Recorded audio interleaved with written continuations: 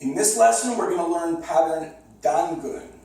So, from Chumbi stance, and this pattern is basically shaped like a sideways H. So you're going to need quite a bit of space in front of you as you're going to be moving forward. So think like a sideways H is how the movement is going to look in this pattern.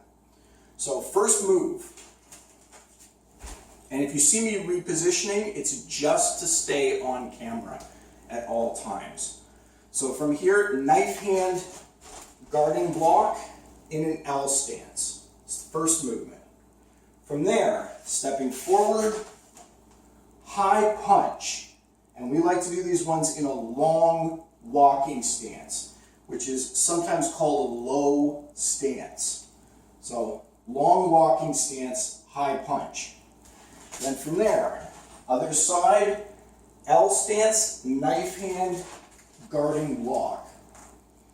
Now from here, stepping forward, long walking stance, high punch. Now coming back to the center, walking stance, low block. And now from here, we're going to do 3 high punches in walking stance. So coming forward, walking stance, high punch, walking stance, high punch, and stepping forward again, walking stance, high punch. So 3 high punches. Now, from this position here, pivoting around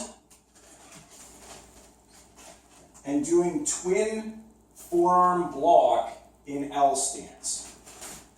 Now, from this position, stepping forward, high punch in long walking stance. Now, going the other direction,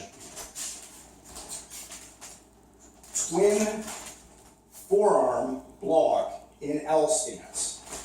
And now from here, high punch in a long walking stance. Now, going back, low block and high block performed continuously. So all one count, low and then high right away. Now from here, stepping forward, we're going to do 3 high blocks. 1, 2, and then 3. So high block, high block, high block, all in walking stance. Now from here, pivoting around, knife hand outward front strike in an L stance. Now from this position, again, long walking stance, high punch. Now going the other direction, L stance, knife hand, outward front strike. And then from here, stepping forward, long walking stance, high punch. And that's the end of the pattern. So kia at the finish. And then guo. So your left leg moves back in, and once again you should finish back where you started at the end of the pattern, or at the beginning of the pattern. So start and finish, always in the same spot. So that is pattern dangun.